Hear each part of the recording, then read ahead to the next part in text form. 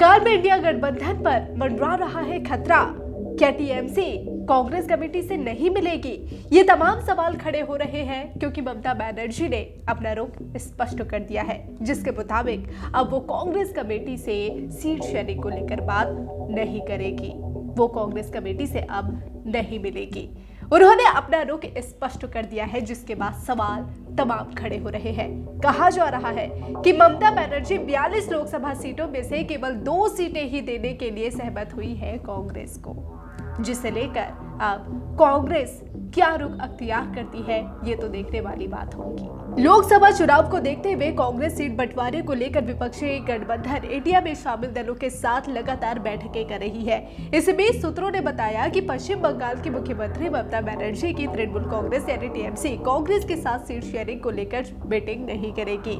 TMC से जुड़े सूत्रों के हवाले से बताया गया कि कांग्रेस की राष्ट्रीय गठबंधन कमेटी की बैठक में पार्टी किसी नेता को नहीं भेजेगी। ऐसा इसलिए क्योंकि टीएमसी ने बंगाल की 42 लोकसभा सीटों में से सिर्फ 2 ही कांग्रेस को देने पर सहमत हुई है। इसको लेकर कांग्रेस ने कहा कि वो राजी नहीं है। हालांकि कांग्रेस इसे लेकर राजी नहीं है क्योंकि ये सीटें काफी कम है।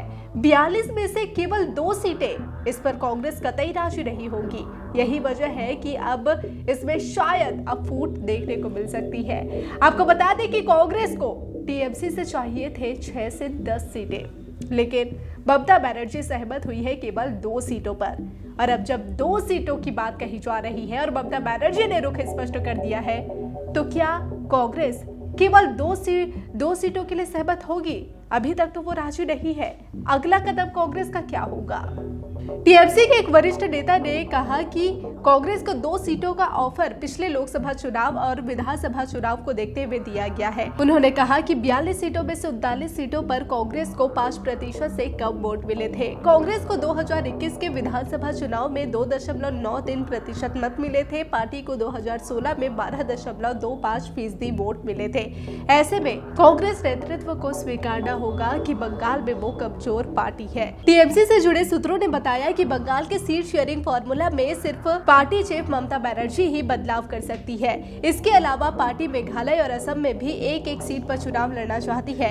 ये ऐसे समय पर सामने आ रहा है जब हाल ही में कांग्रेस नेता अधीर रंजन चौधरी ने कहा था कि ममता बनर्जी कह रही है कि वो बंगाल में हमें 2 सीटें देंगी। इस सीट पर तो कांग्रेस के सांसद रहे हैं, ऐसे में टीएमसी नया क्या दे रही है? कांग्रेस की राष्ट्रीय गठबंधन समिति अब तक उद्धव ठाकरे की शिवसेना, शरद पवार की एनसीपी, आरजेडी, समाजवादी पार्टी और आम आदमी पार्टी के साथ मीटिंग कर चुकी है। बता दें कि लोकसभा चुनाव में बंगाल की 42 लोकसभा सीटों में से टीएमसी के खाते में 22 सीटें गई थी, वहीं बीजेपी ने 18 तो कांग्रेस ने 2 सीटें जीती थी। साल 2024 का आगाज हो चुका है और लोकसभा चुनाव आने में महज कुछ ही समय बचा है, लेकिन सीट शेयरिंग को लेकर अभी तक स्पष्ट नहीं हो सका है। कांग्रेस ने भले ही डिमांड कर दी कई सीटों की, लेकिन ममता बनर्जी केवल 2 सीटों पर ही सहमत हुई है। यहाँ हम आपको बता दें कि लोकसभा चुनाव को लेकर जो इंडिया गठबंधन बनाया गया था, इसमें कई बार फूट देखने को मिली है। विधानसभा चुनाव के दौरान हमने देखा था कि 5 राज्यों में विधानसभा चुनाव हुए थे, तो इसमें भी फूट देखने को मिली थी। तो वहीं विधानसभा चुनाव समाप्त होने के बाद जब कांग्रेस ने एक बार फिर से सभी को एक मंच पर लाने की कवायद शुरू की, तो इसी बीच अब सीट शेयरिंग का मुद्दा गर्माता गया। जी हाँ, सीट शेयरिंग को लेकर लगातार फूट देखने को मिल रही है। यहाँ हम आपको ये भी बता दें कि कांग्रेस और टीएमसी के बीच बंगाल में फूट नजर आ रही है। एक दूसरे के खिलाफ आरोप प्रत्यारोप, एक दूसरे के खिलाफ बयानबाजी करते हुए भी दिखे हैं। आपको याद होगा कि जब ममता बनर्जी ने खुद कहा था कि पूरे देश में वो इंडिया गठबंधन के साथ चुनाव लड़ेगी, लेकिन बात अगर बंगाल की होती है तो यहाँ वो अकेले ही काफी है। और इसके बाद अधीर रंजन चौधरी ही उनके खिलाफ बयान दे देते हैं। वो कहते हैं कि वो भीख नहीं मांगेंगे ममता बनर्जी से। वो भले ही वाम दल के साथ, माकपा के साथ वो गठबंधन कर लेगी कांग्रेस, लेकिन वो तृणमूल के साथ किसी भी तरह से गठबंधन नहीं करेगी, भले ही वो अकेले चुनाव लड़ना पसंद करेगी। तो वहीं अगर हम माकपा की बात करें तो मोहम्मद सलीम ने भी ये स्पष्ट कर दिया था कि वो या तो कांग्रेस को, यानी कि कांग्रेस या तो तृणमूल कांग्रेस को चुने या फिर वाम दल को। दोनों को एक साथ लेकर चलना संभव नहीं है, क्योंकि तृणमूल कांग्रेस और माकपा दोनों के बीच 36 का आंकड़ा है। ऐसे में जब गठबंधन कांग्रेस करना चाहती है तो इसमें किसी भी तरह से वाम दल इनके पक्ष में नहीं है। वो चाहती है कि दोनों में से किसी एक पार्टी को चुने। तो वही अगर बात करें अधीर रंजन चौधरी को, वो भले ही वो ये कह रहे हैं कि वो वाम दल के साथ गठबंधन को तैयार है या फिर अकेले, लेकिन ममता सरकार के साथ यानी टीएमसी के साथ गठबंधन नहीं चाहते।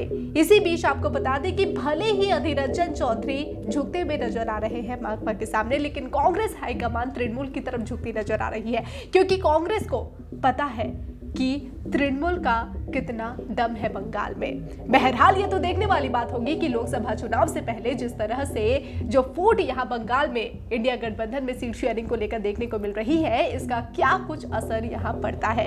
पल पल के अपडेट के लिए बने रहिए डिजिटल खबरीलाल के साथ। खबरें आपकी, नजर हमारी।